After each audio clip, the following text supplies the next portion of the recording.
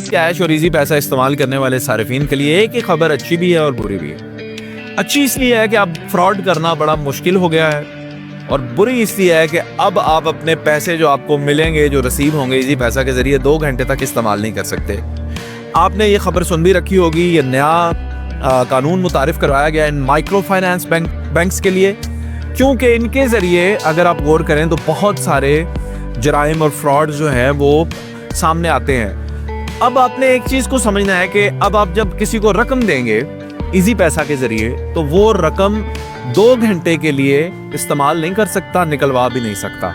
2 घंटे के अंदर अंदर अगर आपके साथ फ्रॉड हुआ और आपको पता चल गया कि मेरे साथ फ्रॉड हुआ, आप कंप्लेन करते हैं, तो वो रकम रिवर्सेबल होगी। ज़ाहिर है उसके लिए ज़रूरी एविडेंसेस और वो चीज़ें मालूमात आपसे ले ली जाएंगी। मैं अब थोड़ा सा जिन्होंने ये कानून बनाया उनसे इस बारे में ये बात करना चाहता हूँ कि इस कानून को तो आपने बनाया, ज़रा इस्तेमाल भी देखिए जायज़ कैश और इजी पैसा का क्या है। जायज़ कैश और इजी पैसा का इस्तेमाल ये है कि मैं यहाँ से ट्रैवल करके, मैं झेलम में रहता हूँ, मैं फैसलाबाद में चला गया हूँ, मैंने मेडिकल स्टोर से दवा लेनी है, मैंने कुछ फल फ्रूट लेना है, मेरे पास कैश में पैसे नहीं है, तो आजकल हर खास व आम के पास इजी पैसा जायज़ कैश ज़रूर होता है। और मेरा ये हमेशा चल जाता है क्या है भाईजान, मैं आपको जायज़ कैश कर देता हूँ या इजी पैसा, तो वो कहते हैं जी कर दे।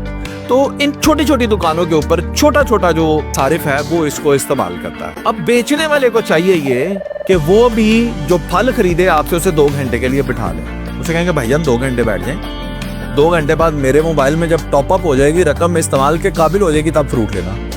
मैं उधर जाऊं दवाई लेने, वो मुझसे कहेंगे भाईजान 2 घंटे बैठ जाएं। 2 घंटे बाद जब आपकी रकम टॉपअप हो जाएगी हमारे पास, तब आप हमसे दवा लेकर इससे निकलिएगा। क्योंकि जरा गौर करें, अगर मैं कहीं जाता हूँ, अब उल्टा रिवर्स सिस्टम हो गया।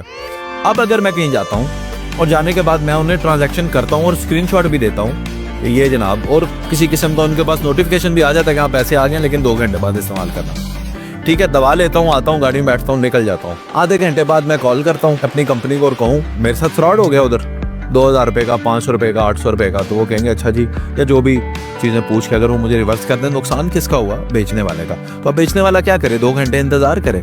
जो आम यूज़र है, जो रोज़मर्रा के लेन देन में इसको इस्तेमाल करते हैं, क्योंकि ये वॉलेट है ना, आप समझे माइक्रो फाइनेंस बैंक्स जो होते हैं ये वॉलेट्स होते हैं, आपके डिजिटल वॉलेट्स होते हैं। और वॉलेट कभी भी 2 घंटे के लिए पैसे ऐसे थोड़ी होता है कि मेरा फिजिकल एक वॉलेट है और उसमें से मैं पैसे निकालूँ और मैं 2 घंटे बाद निकाल सकता हूँ।